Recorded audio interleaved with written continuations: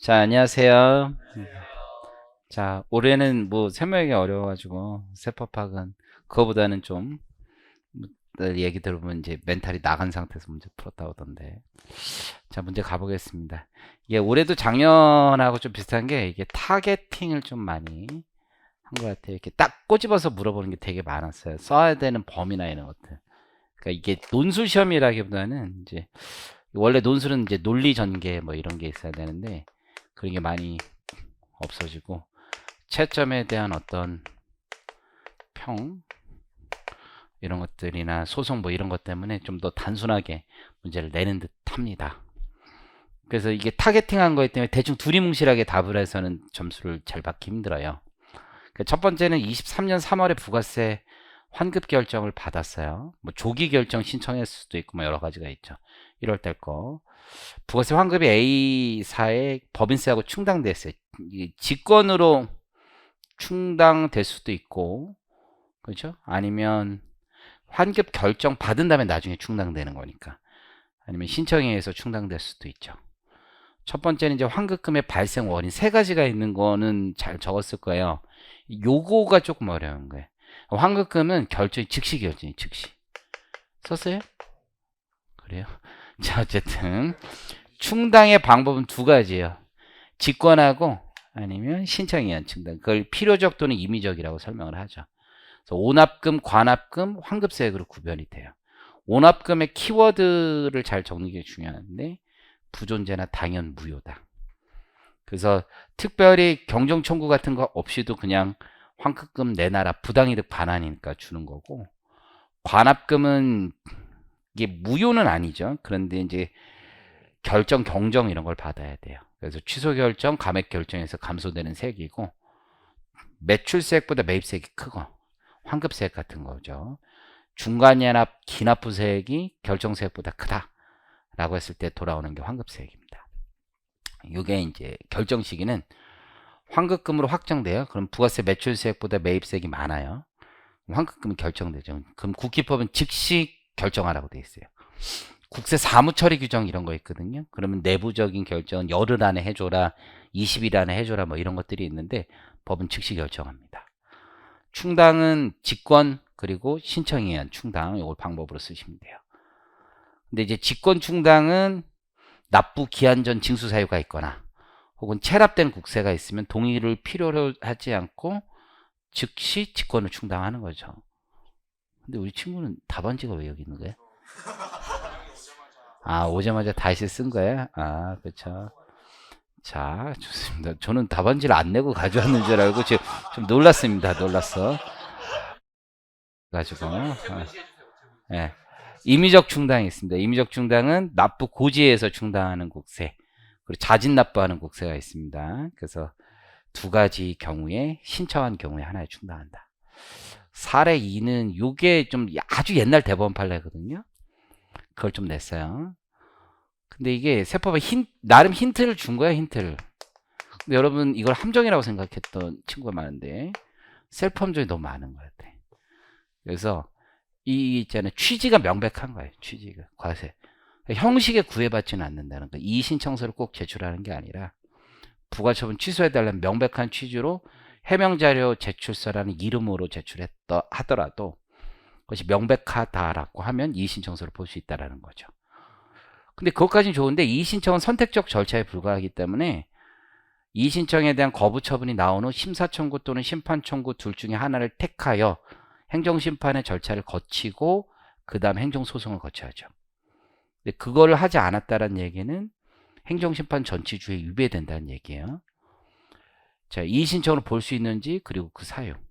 그래서 해명자료 제출서는 이렇게 돼 있어요. 대법원 판례 97루 13627에 보면 불복의 취지를 담고 있음이 명백한 경우에는 이의 신청서와 그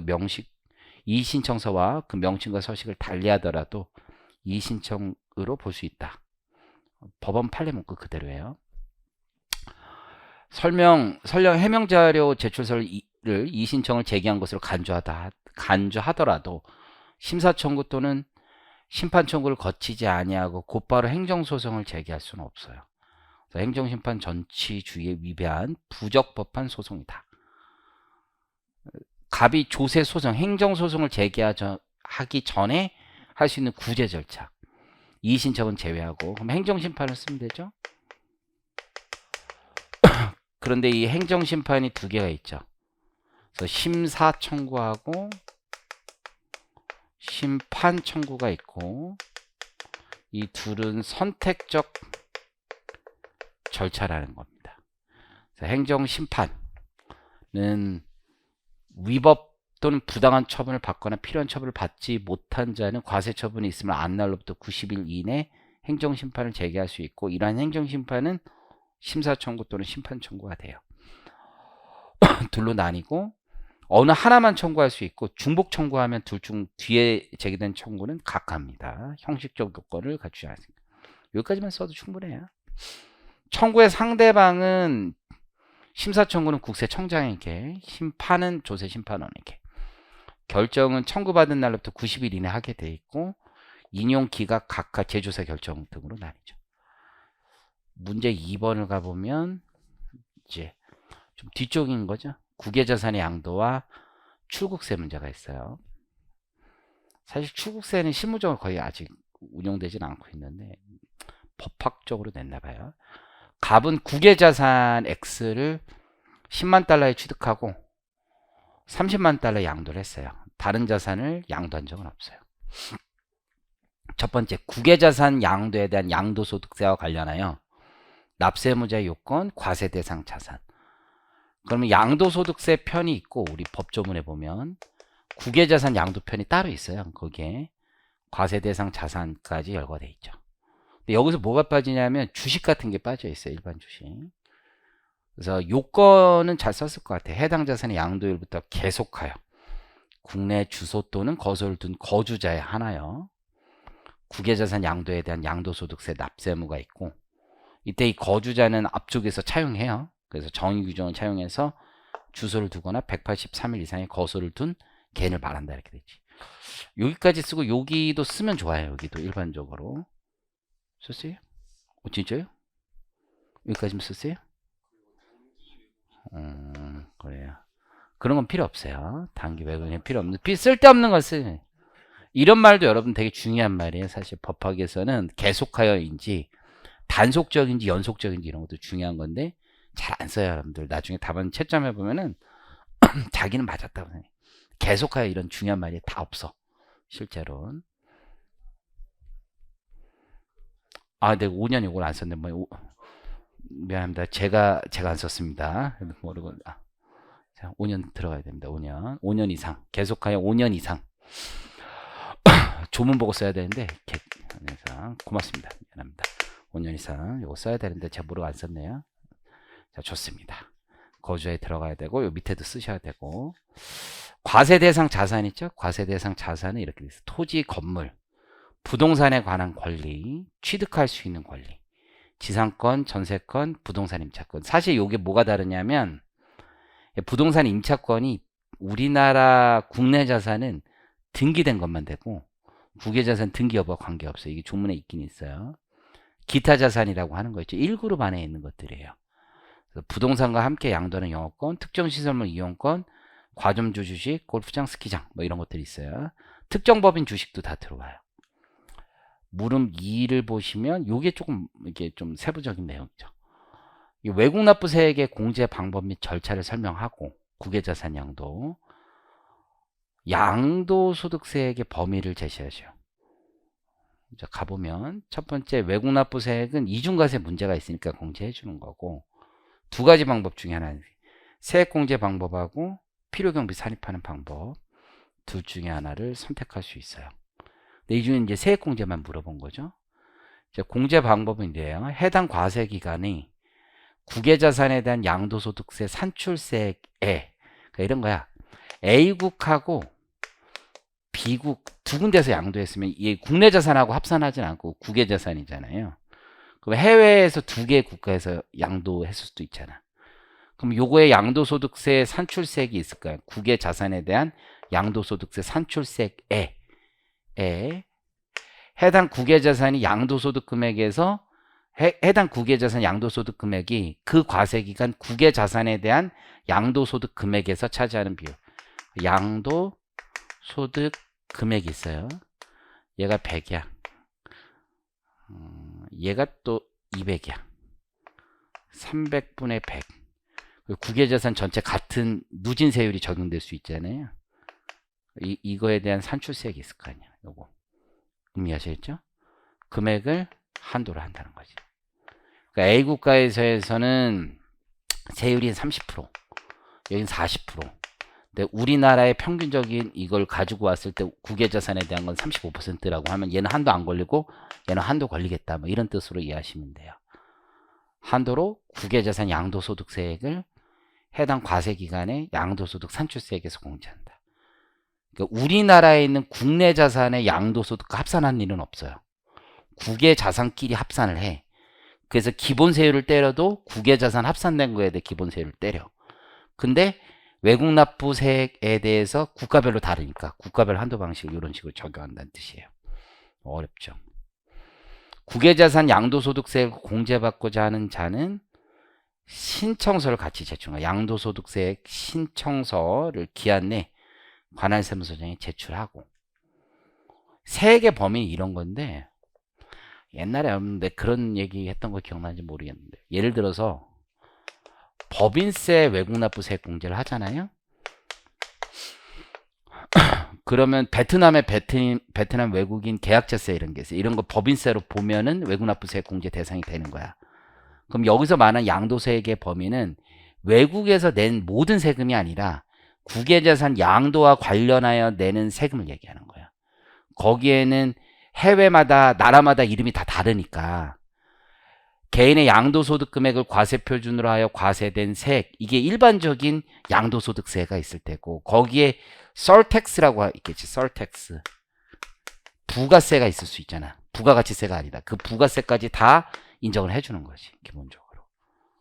그래서 개인의 양도소득 금액을 과세표준으로 하여 과세된 세의 부가세액, 이렇게 표현하고 있어요. 법조문이 좀 어려운데 어쨌든 이 개념만 잘 써도 충분히 쓴 거야. 이거는 해당 국가에서 양도소득, 국외자산 양도소득에 대하여 외국 정부가 양도소득세 등의 명칭으로 과세한 세액, 뭐 이 정도 써도 느낌은 통하는 거야. 느낌은. 자, 사례 2번 가보겠습니다. 잘못됐네요. 을은 미국 이민을 위해서 24년 2월 1일 날 출국을 했고, 출국일 전 30년 동안 국내에 주소를 두고 있었고, 출국일 현재 코스닥 시장 상장 법인 주식을 Y를 가지고 있어요. 건물을 보유하고 있어. 이게 주식에 대해서는 거주지국 과세 원칙이 있는 거죠. 수업 때도 많이 했던 거죠, 주식. 그러니까 우리가 미국 주식을 팔아도 세금을 미국에서 안 내고 우리나라에서 내는 거잖아. 원천지국 과세가 아니라 거주지국 과세였지. 그래야지 부의 국외 유출 좀 방지할 수 있으니까. 그러다 보니까 싱가포르 같은 데 도망가는 거지. 거기에 거주지국에선 주식도 안 내니까. 거주지국에서 주식에 대한 양도차익에 대해서 과세를 안 내니까 도망가기 전에 출국세라고 잡아두자고 했었죠. 그게 이제 입법 취지의 가장 큰 거지. 근데 이런 것들은 주식만 되지 부동산은 원천지국에서 다 과세하니까 대상 자체가 아닌 거죠. 이건 취지에 맞게끔 된 거예요. 잘 보면. 자, 일단은 미양도 상태죠. 양도하지 않았어. 그래도 과세할 수 있는 거죠. 자, 첫 번째 3에서 거주자의 출국 시 국내 주식 등에 대한 과세 특례에 관련하여 1, 2, 3에 대하여 답하시오. 물음 3-1을 보면은 결국은 과세 특례 입법 취지가 뭐냐? 조정공제라는 게 있죠. 우리가 이제 조정공제, 여기서도 외국납부세액 공제, 비거주자의 원천소득에 대해서 과세가 되면 또 공제 3가지가 있는 거잖아요. 가장 대표적인 공제가 조정공제죠. 출국 시에는 10만 원이었는데 실제 양도를 했어. 통상적으로 거주지국에서는 세금을 안 내잖아요. 그럼 안 내도 우리나라에서 양도할 때는 한 7만 원 양도했으면 양도차익을 과다 계상한 게 되죠. 그 세금만큼 돌려달라는 거죠. 일단 입법 취지는 공부 많이 했던 거죠. 거주지국에서만 과세, 그래서 역의 조세입 행위가 발생한다. 그래서 과세 공백을 메꾸고 우리나라의 과세권을 확보하기 위한 거죠. 그래서 국내 주식을 유상으로 이전한 것을 의제해서, 간주해서 양도세를 부과하는 거죠. 조정공제, 출국한 후 국내 주식을 실제 양도를 했을 때, 이건 결국 핵심 키워드가 실제죠. 양도가액이 더 낮아지는 거죠. 출국 당시보다 낮아졌다. 그러면 과거에 출국세를 냈을 때 너무 많이 낸 거죠. 그 계산 규정은 출국 당시 시가했다는 양도가액에서 실제 양도가액 차액이 있을 거냐. 거기에다 세율을 곱하면 되죠. 단일 비례세율로 가는 게 많으니까. 납부 유예 규정. 미실현된 소득에 대해서 과세하겠다고 하니까 돈이 없는 거죠. 유예를 받을 수 있죠. 다만 여기서 핵심은 두 가지가 있죠. 담보 제공, 관리인. 그래서 납세 담보를 제공하고 관리인을 신고할 것을 조건으로 한다. 그래서 출국일부터 국외 전출자의 주식을 실제 양도할까지 계속 납부할 수 있죠. 이자 상당액은 나중에 내는 거지만. 그리고 나서 이제 납부는 5년 또는 10년 이내, 유학은 뭐 10년 있죠. 10년 이내 양도하지 않는다면 5년, 10년까지만 기다려주는 거죠. 그래서 그 5년이 되는 날이 속하는 달의 말일부터 3개월 이내 납부하게 돼 있고, 실제 양도를 해요. 그러면 양도일이 속하는 달의 말일부터 3개월 이내 납부하게 돼 있죠. 이때 이자 상당액도 함께 납부하는 거예요. 3-3은 주식 Y하고 상가 건물 Z 과세 여부. 국외 전출세 과세 대상 국내 주식, 부동산 주식도 포함하고요. 납세 문제는 대주주죠. 그래서 Y는 과세 대상이지만 과세 대상이 아니죠. 건물은 요 정도 쓰면 충분하지 않을까 싶어요. 먼저 그러니까 둘 다 한 16페이지 정도 나오더만 좀 왔다 갔다 해서 이건 많이 쓴 거예요. 몇 페이지 썼어요? 몇 페이지? 한 14페이지 많이 썼네. 자, 띄어쓰기 많이 팍팍 하시고, 법인세법상 법인과세 신탁 재산, 신탁 많이 공부했으니까 그 신탁 재산의 납세 의무자, 신탁 재산에 대한 법인세 과세 적용, 요거를 잘 썼을지 모르겠어요. 이 과세 적용, 이 소득공제 받고 뭐 이런 거 썼어요? 잘 쓰네. 자, 어쨌든 일단 이게 순차적으로 적용하는 게 되게 중요한데, 원래는 수익자 과세예요. 원래는 그렇지만 이런 유형의 특정 목적 신탁, 수익증권 발행 신탁, 소위 말하는 회사형 신탁이지, 해당하는 경우에는 수탁자가 법인세를 납부할 의무가 있는 거죠. 그럼에도 불구하고 위탁자가 실질적으로 지배 통제하는 경우에는, 그렇죠? 대통령령으로 정하는 요건을 충족하는 경우에는 다시 위탁자에게 과세한다. 저는 이거 세 개가 균형 있게 나와야 된다고 생각해요. 요것만 딱 적는 게 아니라 전반적으로 빠지고 들어가는 부분들이 있으니까 그 부분을 좀 기재를 잘하는 게 중요하지 않나 싶고요.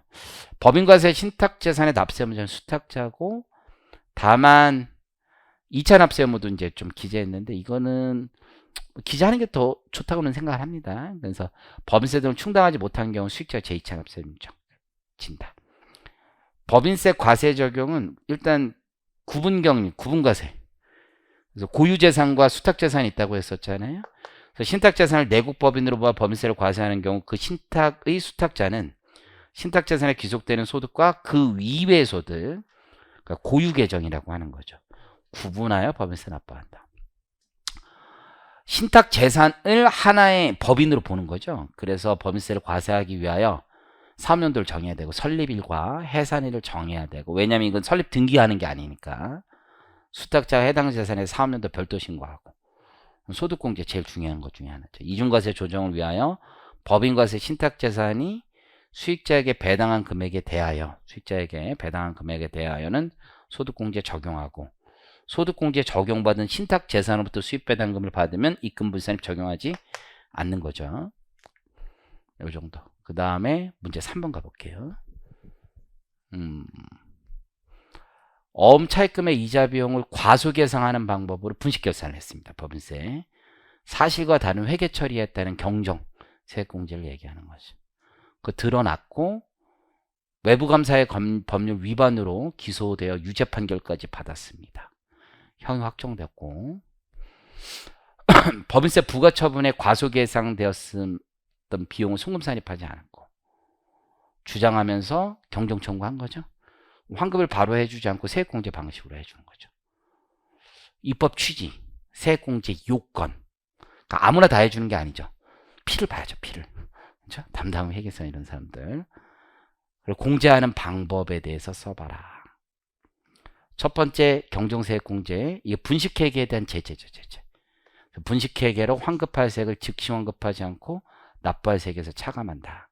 이 정도면 충분해요. 제가 파이널 책에 있는 거 복붙을 많이 했어요. 이번에 내가 한번 얼마 정도 복붙할 수 있는지 진짜 복붙을 많이 해봤어요. 세액공제 요건 요 정도 쓰면 되겠죠. 내국법인이 사업보고서 및 감사보고서를 제출할 때 수익 또는 자산을 과대 계상하거나 소비 또는 부채를 과수 계상하는 경우 모두 갖춰야 돼요.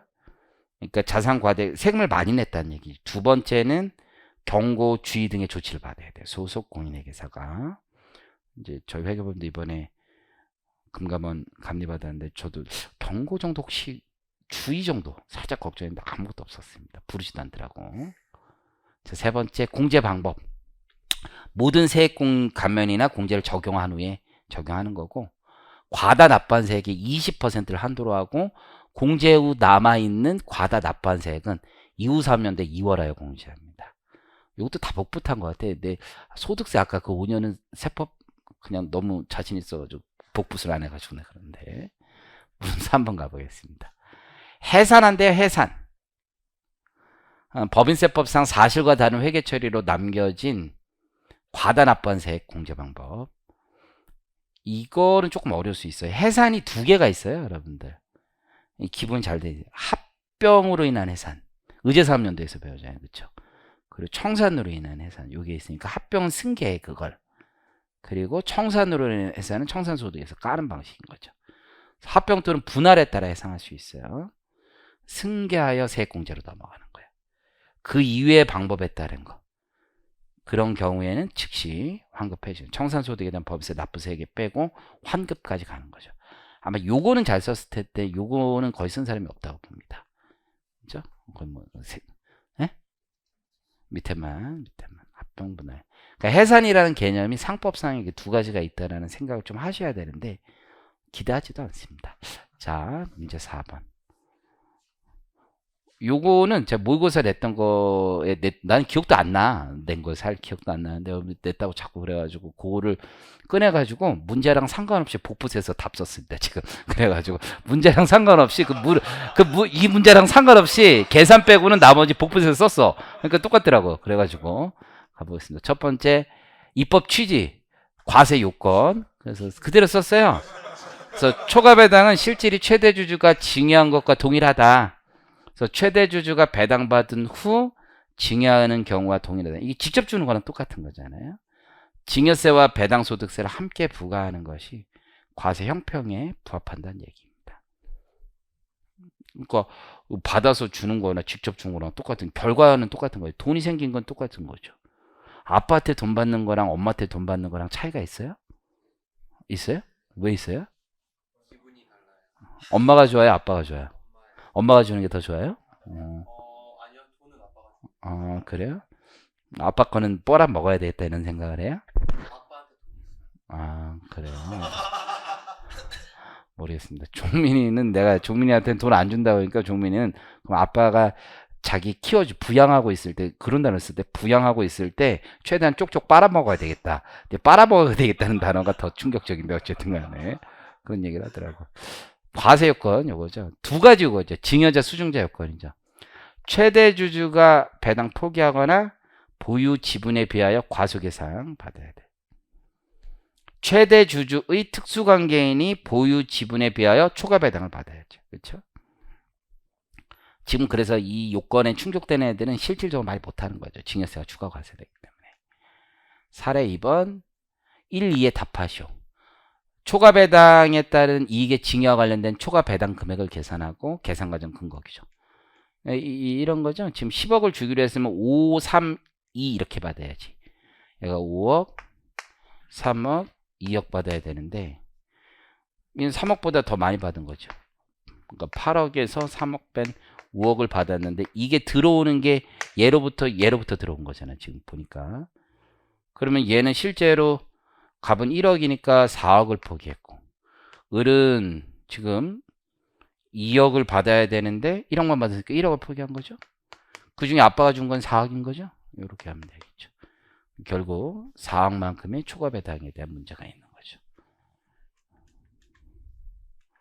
그래서 일단 초과 배당 금액은 이렇게 계산하면 돼요. 을이 배당 받을 금액, 실제로 균등하게 받았을 때의 금액. 초과배당 금액 자체는 이렇게 4억으로 계산해요. 소득세 상당히 있으면 이제 걔도 이제 또 조정하는 규정이 있겠죠. 근거 규정도 쓰래죠. 최대 주주와 특수 관계인인 주주가 자신의 집을 초과하여 받은 배당금을 초과 배당금이라고 얘기를 하는 거죠. 그래서 소득세 상당을 뺀 거를 증여재산 가액으로 하죠. 당초 증여재산 가액에 대한 증여일, 증여세 과세표준 신고기한 정산까지 날짜까지 예시하라는 거죠. 그러면 원래 이제 배당금 지급일이 이게 돈 받은 날로 가는 거예요. 그러니까 돈을 언제 줬냐면 4월 10일에 줬죠. 그러면 4월 10일이 속하는 달의 말일부터 3개월 이내 신고하는 거고, 정산은 다음에 종소 신고할 때죠. 그래서 여기 성실신고 확인 대상 아니란 말도 있는 거야. 6월 달은 아니다. 5월 말 딱 찍어 달라는 거죠. 그래서 가보시면 여기 증여일은 뭐라고? 아, 저거 이건 날짜? 지급한 날로 가고 4월 10일. 과세표준 신고기한 3개월 이내. 내가 문제 냈을 때도 성실사업자일 수 있잖아. 6월 말일 수 있잖아. 그런 질문을 하더라고. 이건 뭐 그냥 특별한 언급이었으면 나는 없다고 생각했는데 교수님도 그런 걱정을 했나 봐요. 또 소송할까봐. 나는 여러분 모의고사 가지고 소송은 안 하니까 죽는 것 같은데, 어쨌든 증여받은 날이 속하는 달의 말일부터 3개월 이내다. 7월 말일이다. 정산 증여재산가액은 5월 1일부터 5월 말일까지 내면 돼요. 신고기한 이렇게 가면 돼요. 2부 2부 가보겠습니다. 2부도 금방금방 해요. 뭐 다 잘 버셨는데 뭐. 수탁자 갑이 위탁자 을의 특수관계인인 병에게 신탁재산과 관련된 재와 용역을 공급함에 있어 공급한 재와 또는 용역의 시가를 공급가액으로 보는 경우에 대하여 설명하고, 다시 시가의 기준. 결국은 부당의 계산 부인 규정이 적용되는 경우를 말하는 거죠. 그리고 시가의 기준까지, 그러니까 시가로 보는 경우니까, 교환의 경우도 시가로 보는 경우니까 혹시 그거 쓸까봐 여기 배제하는 거고, 탁탁 탈락시키는 거지. 타겟팅은 시가의 기준에 이게 순차적으로 적용하는 거죠. 그럼 이걸 재화랑 용역으로 나눠줘야 되겠지. 그래서 보면 부당의 계산 부인 적용 요건은 결국은 부당히 감소시킬 것으로 인정되는 경우에는 시가를 공가액으로 한다. 근데 사실은 여기는 굳이 안 써도 될 수도 있어. 수탁자 갑이 위탁자의 특수관계인 병. 위탁자의 특수관계인과 거래하니까 부당한 경우가 있을 수 있고, 시가를 공급하는 것을 보는 경우는 결국 얘를 써달라는 거죠. 이 세 개가 가장 중요한 거죠. 재화는 부당하게 낮은 가액으로 공급하거나 무상공급, 두 가지 다 있죠. 용역은 낮은 대가, 근데 무상공급은 부동산 임대 용역만 적용되는 거죠. 이 세 가지를 나누는 거죠. 근데 시가의 기준은 일단 세 가지 순서대로 가는 거죠. 그래서 특수관계인 아닌 자와 해당 거래에서 유사한 상황에서 계속적으로 거래한 가격, 재고자산 같은 거죠. 내부 가격이라고도 얘기하는 거죠. 또는 제3자, 외부 가격. 이건 공급자 측면이고 이건 공급받은 자 측면의 시가가 있을 수 있죠. 그래서 1의 가격이 없다라면 사업자가 그 대가로 받은 재화 또는 용역의 가격이 돼. 가로는 안 써도 돼, 사실은. 세 번째가 1과 2에 따른 가격이 없거나 시가가 불분명한 경우라면 소득세법 시행령이나 법인세법 시행령에 따른 시가로 간다. 그러니까 순차적으로 적용한다 라는 게 또 하나의 중요한 포인트가 됩니다. 두 번째, 중소기업이죠. 중소기업. 그래서 재화를 수입함에 있어서 납부유예를 신청하고자 하는데, 납부유예의 요건, 정산 납부. 아주 자세하게 쓰긴 쉽지 않아요, 이게 실제. 일단은 납부유예는 다음 요건을 모두 충족해야 되고, 세 가지 정도가 있는데, 중소중견기업이다. 이건 물음에서 그냥 따와서 그냥 갖다 붙이고, 두 번째는 영세율 적용받는 재화의 공급가액 총 합계가 30% 룰이 있는 거죠. 30% 또는 이거나 50억 이상.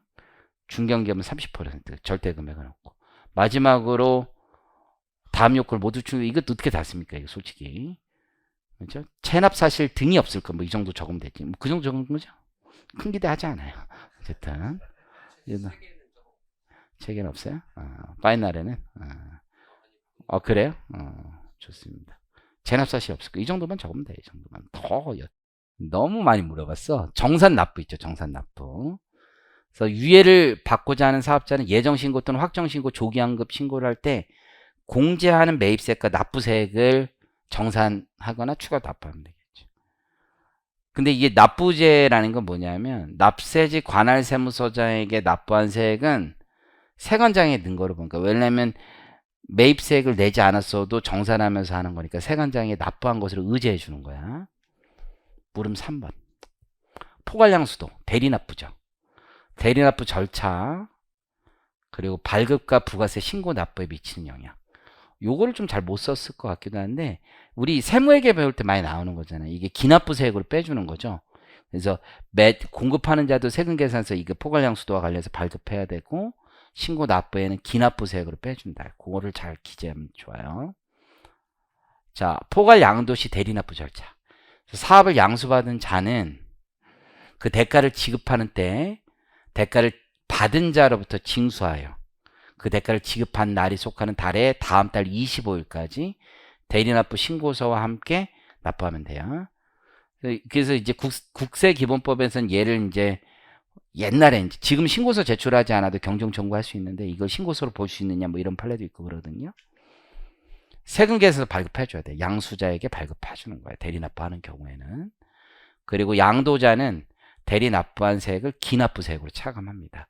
물음을 자세히 보면은 주 한국의 세금계산서 발급과 신고 납부라고 되어 있으니까 매수인 입장에서 쓰는 건 아니고 매도인 입장에서만 잘 쓰시면 돼요. 물음 잘 보시고 또 한국 아니라 또 누구야 대한 쪽 얘기해가지고 얘는 매입세 여기 앞에서 물어봤는데도 뭐 대한 얘기하고 세금계산서 매입세금계산서 얘기하고 이런 애들도 있다고 하던데 답답한 거야 지금. 다 이렇게 썼어요. 이렇게 좋아요. 직전 사업년도 사업장별 공급가액 합계 2억 원인 개인 사업자다. 8천만 원 넘고 이런 규정을 충족하는 거죠. 전송 의무에 대해서 전송은 다음 날까지 전송하는 게 의무죠. 인센티브 혜택하고 불이익을 써라. 이게 다 기술하기가 쉽지가 않아요. 찾아서 머릿속에서 다다닥 나와야 되는데 일단은 요거는 맞추죠. 다음 날까지 국세청장에 전송한다. 요거는 확실히 맞죠. 요건. 근데 요것도 썼어요. 국세청장? 잘 쓰네요. 여러분들 공부 잘하네요. 혜택. 첫 번째 개인 사업자. 그렇죠? 200원 연간 100만 원 한도. 요거 쓰신 분. 다 썼어요? 잘하네. 이만 다 썼다고? 보관 의무 면제. 요거 썼어요? 보관 의무 면제. 그렇죠? 요것도 썼어요? 아니 일단 요거 보관 의무 면제 학계표 제출 의무 면제. 이것도 썼어요? 여러분 공부 잘하네요. 이런 약간 암기하는 식은 좀 잘하는 거야 더. 마지막 다음 달 11일까지 전송하면 학계표 제출하라고 하나 더 있습니다. 이제 불이익으로 하면 지연 전송. 첫 번째 전송 기한이 지난 후 확정 신고 기한까지 발급 전송하면 0.3%. 미전송도 있죠. 전송하지 않으면 0.5%. 요건 다 썼어요? 잘하네요. 이거는 수업 때 너무 많이 했죠. 등 비과세 사업. 그리고 공급가액에 국고보조금 넣는 거. 요거는 많이 하셔가지고 마지막으로 신규 사업자니까 안분계산 공급가액 비율대로 하되 불공제하되 해당 과세에 매입해서 공급하는 경우는 생략할 수 있다. 그런 것도 있죠. 그래서 일단 면세사업 등은 정의가 있죠. 면세사업 및 부가가치세가 과세되지 아니하는 재화 또는 용역을 공급하는 사업, 비과세 사업. 이거 틀리면 진짜 화낼 거야. 이건 다 썼죠. 열심히 우리 너무 많이 해가지고 면세사업 등에 대한 공급가액과 사업자가 해당 사업년도 면세사업 등과 관련해 받았거나 과세표준에 포함되지 아니하는 국고보조금, 그러니까 공공보조금 합계 금액이다. 이것도 잘 썼을 거라고 믿어요. 요거는 자기 이제 기술력인 거죠. 결국 공통매입세액에 해당 과세기간에 면세 공급가액이 총 공급가액에서 차지하는 비율을 곱한 금액을 공제하지 않는 거고. 근데 만약에 최초 과세기간에 구입한 재화를 공급하면 암문계산 생략하고 전액 공제하죠. 엄마? 개소세. 요거는 요 사례 우리 그 직전에 그 판례세법 열심히 들어가지고 나도 이게 나올 줄 몰랐어. 솔직히 말해서 고민을 졸라 했어. 그 판례세법 할 때 개소세 담배가 오히려 나올 것 같은데 아 얘가 왜 내가 이렇게 법리는 진짜 좋은데 아이템이 어렵잖아. 천연가스 나 잘 그때 우리 수업할 때 그랬죠. 천연가스를 어떻게 하냐고 내가 부탄 내가 잘 모른다 화학. 근데 이 교수님도 화학 지도 모를 텐데 이거 지도 솔직히 잘 모를 텐데 막 내고 있어. 이거 좀 그래 솔직히 말해서. 무슨 보니까 진짜 우리 그림도 그렸던 거 기억나죠? 저열량, 고열량 하면서 확신을 거뒀죠. 다른 용어는 기억날지 몰라도 내 느낌에 저열량, 고열량 그런 것 때문에 기억이 났을 것 같아. 그래서 이게 조세심판원 판례는 좀 다른 거잖아. 그래 헷갈리지 않았어야 되고 천연가스에 프로판을 혼합했다. 그래서 결국은 싼 프로판을 사서 천연가스 비싼 거를 팔았으니까 세율 차이에 대한 이득을 봤으니까 그걸 추징하라는 얘기죠 결국은. 그래서 천연가스를 수입할 때는 천연가스 한 98%가 개소세 이 물량의 실제 사건은 98% 정도가 천연가스로 산 거고 2%가 프로판 산 거야. 근데 그 2%가 얘네들 정유사는 물량이 어마어마하잖아. 여러분들 정유사들 매출 막 30조 이래. 거기에 2%면 너 평생 벌어도 못 먹는 돈이야. 그러니까 이게 되게 크단 말이야. 2%라도 이 2%가 프로판으로 사서 결국 끝내버렸다는 거잖아. 다 천연가스로 공급을 해줘야 되는데 마치 그거랑 조금 비슷하지. 우리 가짜 기름 사건하고도 결국 법리는 똑같은 거잖아. 그 세율 차이만큼은. 그래서 과세관청은 혼합된 프로판 부분에 대해서 개별 소비세 신고 납부가 누락되었다고 부가처분을 하였다. 그래서 첫 번째가 이제 이렇게 물음이 돼 있고 저열량 프로파스. 뭐 다른 문구가 어디 있어? 이렇게 물음 첫 번째 제조제 부가처분의 물음이 어디 갔어? 내가 물음 뭐 생략했나? 없네 미안해요. 그래서 거기에 기본세율 이런 말이 있는데 내 생각에는 내가 타이핑하다 보면 좀 물음을 누락한 것 같긴 한데 어쨌든 기본세율 이런 말이 있는데 내 개인적인 생각은 탄력세율까지 고려할 필요는 없다. 그 말을 빼라라는 뜻이 있는 거지 뭐 이렇게 꼭 40원의 차이를 써야지만 정답이라고 생각하지는 않아요. 이 문제를 자세히 보면은 기본세율이라고 쓴 문구 자체는 본질적으로 봤을 때 제 개인적인 생각은 탄력세율이 있으니까 탄력세율에 대한 배제를 쓰고 싶어서 그런 거지. 저도 다음에는 이제 숫자를 이렇게 썼지만 그렇습니다. 과세 물품의 판정은 그 명칭이 무엇이든 상관없이 부가처분의 근거를 두 과세 대상 측면과 제조 측면으로 나눠 쓰라고 했었던 걸로 기억나는데 형태, 용도, 성질이나 그 밖의 중요한 특성에 의한다. 동일한 과세 물품이 과세 대상 물품 중 둘 이상에 해당하는 경우에는 주된 용도로 사용되는 물품 취급하고 천연가스로 볼지 주된 용도가 불명확하면 높은 세율을 적용되는 걸 보죠. 근데 이제 천연가스와 프로판을 혼합했기 때문에 이렇게 혼합했더라도 중요한 특성에 비추어 볼 때 특성이 이게 키워드기 결국 천연가스로 보는 게 타당하다. 주된 용도가 명확하지 않더라도 천연가스의 세율이 높으니까 높은 세율을 적용되는 천연가스로 취급하는 게 맞겠다. 제조 측면에서는 A법인의 생산기지에서 열량 조절 설비를 통하여 천연가스를 혼합하는 것은 물리적 변화를 가하여 새로운 과세 물품인 천연가스를 생산한 제조에 해당된다. 이거 제조로 본 거죠. 제조. 그래서 우리가 제조 의제에서 프로판과 부탄을 혼합했을 때 부탄이 되는 경우가 열거된 것, 다른 천연가스를 제한하는 규정으로 보기는 어렵다는 게 법원의 판례였고 이 정도 쓰면 충분하지 않나 싶습니다. 신고 누락된 부분에 대해서는 이렇게 쓰면 될 것 같아요. 천연가스의 세율에 의한 그 60원 꼭 안 써도 된다고 저는 생각합니다. 개별 소비세 납세무가 있음에도 불구하고 혼합된 프로판 부분의 상당에 대해서는 프로판 부분의 세율을 적용한 개별 소비세만 납부를 했고 결국 그러나 전체 물량을 천연가스로 봐야 되기 때문에 혼합된 프로판 부분에 대해서만큼은 천연가스와의 세율 차이를 곱한 금액만큼을 추가 납부해야 된다. 이렇게 쓰면 충분하다. 물음 2번. 이것도 모의고사에 많이 냈던 거죠. 그래서 이게 가장 시사적인 문제예요. 요거는. 그래서 현대자동차 케이스 가지고 얘기한 거니까 물품 판매 가격에서 기준 판매 가격의 비율에 판매 가격을 곱하여 계산한 금액을 뺀 금액을 적용하는 특례가 있죠. 특례가 적용되는 경우 그러니까 유통마진에 대한 부분인 거죠. 그래서 옛날 부당행위상 부인 규정이 여기로 이제 넘어오기도 했고, 기준 판매 비율의 개념과 적용 기간. 기준 판매 비율은 첫 번째 특례가 적용되는 경우, 제조장과 특수한 관계가 있는 곳에 판매를 위탁하거나 판매를 전담하게 한다. 위탁 또는 전담. 통상적인 거래를 할 때 실제 판매 가격이 없거나 실제 판매 가격에 상당하는 금액보다 저렴한 가격으로 반출했다.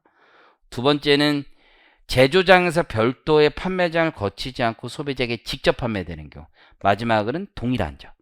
요거는 암기하고 있었을 거라고 봐요. 요거는 거의 똑같이 썼죠? 잘했네요. 기준 판매의 개념. 업종 및 기업의 특성에 따라 조사한 평균적인 판매 비용이다. 그래서 기획재정부령으로 정하는 절차를 거쳐 국세청장에 고시하는 비율이다. 이것도 거의 똑같이 썼어요. 그리고 요거는 결정주기죠. 적용기간은 3년이죠. 3년. 한 번 적용하면 3년간 계속 적용한다. 강조 많이 했기 때문에 잘했을 거라고 묻고, 캠핑 효과. 제 씨발 나 이거 4년 전부터 밀었어.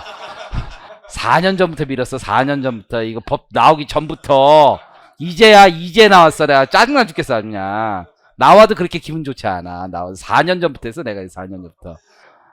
얘는 작년부터 했어. 작년부터 이게 나온 작년부터 해서 엄청 작년에 신설했지. 그래서 작년에 나왔어야 돼. 올해 나왔어. 늦었어. 튜닝 영어 있죠. 승용 자동차를 튜닝한 경우는 이미 승용 자동차는 과세니까 이중과세 문제가 있으니까 공임하고 여기 보충 첨가된 원자료 합산한 금액이죠. 근데 이제 승용 자동차가 아닌 자동차, 트럭 같은 걸 튜닝하면은 트럭 값은 계속세가 과세가 안 됐으니까 걔도 포함한다는 개념이죠. 그래서 그 제공한 자동차의 가격, 수탁자의 제조장에서 반출할 때 시가 표준액으로 가고 있는 거죠. 보충 첨가한 원자료 가격의 위탁 공인까지. 지방세, 표준세는 좀 옛날 스타일이죠. 옛날 스타일. 싹 다 써야 되죠. 누가 많이 쓰나 뭐 이런 건가? 제일 중요한 건 첫 번째 문구야. 취득의 유형별로 세율을 달리 정한다. 그래서 표준세율은 취득의 원인, 유형별로 달리 정한다. 그렇다고 이 정도까지 쓰는 건 좀 구 취득세와 구 등록세의 통합세율을 표준세율이라 한다. 이거는 좀 요즘 애들 말로 에바. 그렇죠? 그런 말은 안 썼죠? 그렇죠? 그래서 첫 번째 유형별로 상속 2.8%, 농지는 2.3. 농지 썼어요? 농지 썼어요? 농사 져서 그래요? 농사 안 져요? 나 농사 짓는 줄 알았어요. 미안해. 아버지. 무상승계취득 3.5, 비영리 2.8. 원시취득 그냥 쓸말 없어요. 예, 정의. 과세 대상이 이미 존재하는 상태에서 취득은 제외한다. 2.8%. 취득의 원인별로 요 말은 꼭 써야 되는 것 같고 이렇게 하면 되죠. 공유물 분할. 공유권 해소를 위한 지분 이전 2.3. 합유물 분할, 총유물 분할 2.3. 그 밖의 원인 4%, 농지는 3%. 요것도 표준세율 안에 있어요. 유주택도. 그래서 1에서 3%. 요거 쓸 수 있는 만큼 쓰시면 되는 거고. 6억, 9억을 기준으로 쓰시면 되는 거죠. 여기까지가 표준세율이야. 조문이 그렇게 돼 있어. 물음기. 거기 뭐 더 썼는데? 다 쓰긴 썼어요? 여기 더 쓴 거 있어요? 여기에서? 딱 여기까지만? 본인 더 쓴 거 있어요? 뭐 더 썼어요? 중과세율 썼어요? 법인의 부동산 취득? 그건 표준세율이 아니에요. 표준세율에 엎어진 거죠. 감점. 은 없겠지만, 모르겠어요. 마상. 자, 물음 2번 갑니다. 자, 어쨌든 여러분, 이거 표준세율 맞추기 좀 힘들어, 사실. 이거 세율 적용, 요거 맞추기 쉽지가 않아요. 중과되긴 중과되는데, 13조 1항도 있고 13조 2항도 있잖아요. 둘 다 적용돼. 12% 적용돼. 12%. 맞춘 사람 손 들어봐요. 오, 훌륭한데? 12%. 재산세 중과 요건과 중과 세율. 요거 사실 파이널이고 딱 1.25 적혀 있긴 한데. 맞췄어요? 미안해요. 파란색으로 적었어요. 자, 어쨌든 중과, 재산세 중과. 이건 사실 어려워요. 이게 왜냐하면 본지점을 가지고 내지 공장을 요즘에 이거 서울에 공장이 들어오지도 않아. 과밀억제권이 공장이 들어오지도 않아. 근데 무슨 공장을 내고 있어 진짜. 어쨌든 뭐라고요? 인천? 공장 좀 너무해. 공장 지면 재산세도 1.25% 5년 동안 부과합니다. 5년 동안. 일단 취득세 중과 13조 1항과 13조 2항이 있는데 그 안에 과밀 억제 권역 안에서 신설 증설 원시 취득하는 경우, 두 번째 대도시에서 공장 신설 증설 부동산 취득하는 경우 이렇게 되어 있습니다. 다만 2항은 대도시에 설치가 불가하다고 인정되는 업종은 직접 사용할 목적으로 취득하는 것은 제외합니다.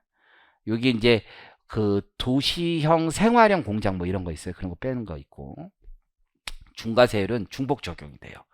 그래서 표준 세율의 3배에 해당하는 12%를 적용합니다.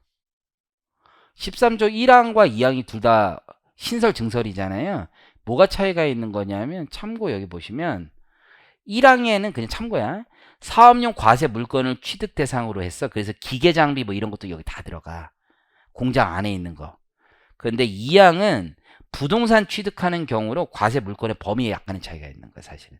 옛날 둘 다 그냥 옛날부터 내던 거야. 기장비 이런 게 들어가기도 하고, 중과 요건, 재산세, 과밀 억제 권역. 그러니까 이 과밀 억제 권역의 정의 산단, 유치지역, 공업지역 이런 거 뺀다고.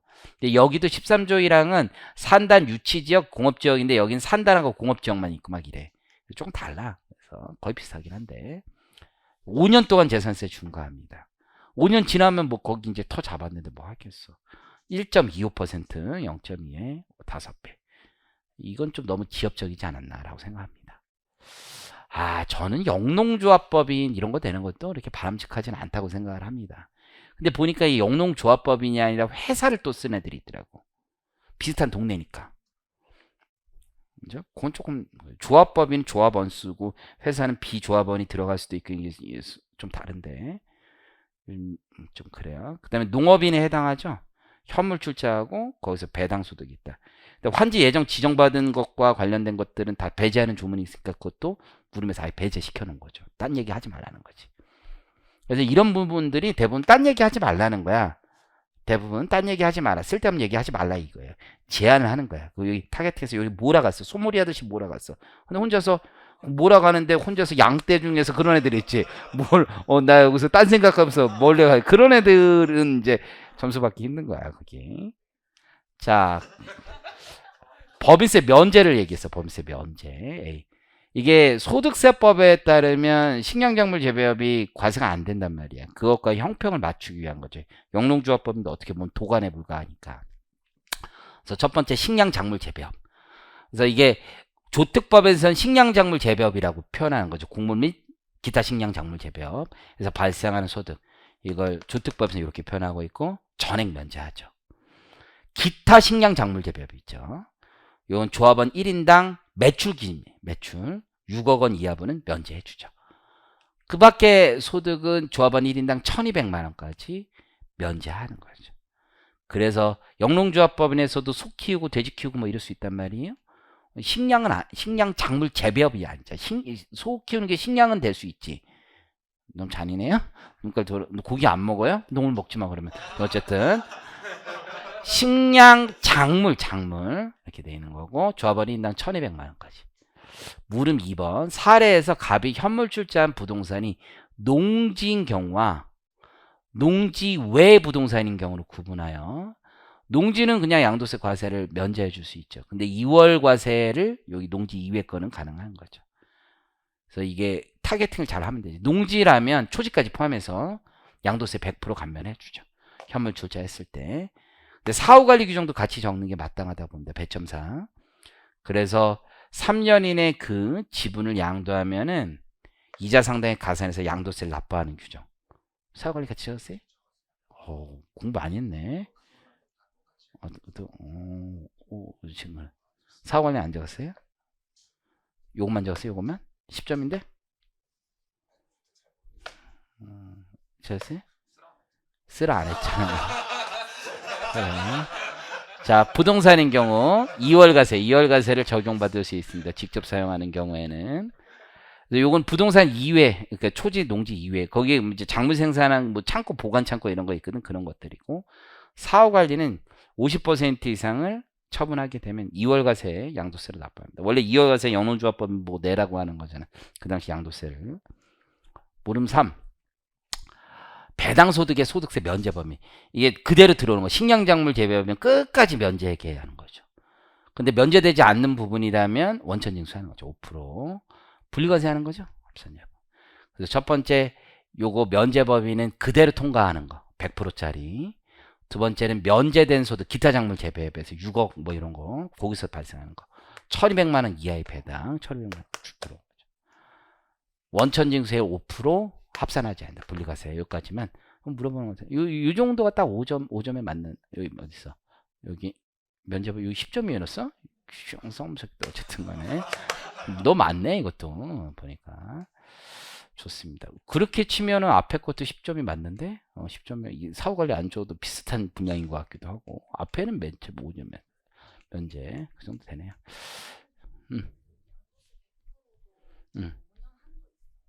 아, 걔도요? 있어요. 여기 또 있어요. 그럼 뭐 이거 한도는 특별히 안 줘도 돼요. 예. 맞아요, 맞아요. 예. 뭐 굳이 안 줘도 됩니다. 조특은 제가 봤을 때는, 제가 이번에 마카오 갔다 왔잖아요.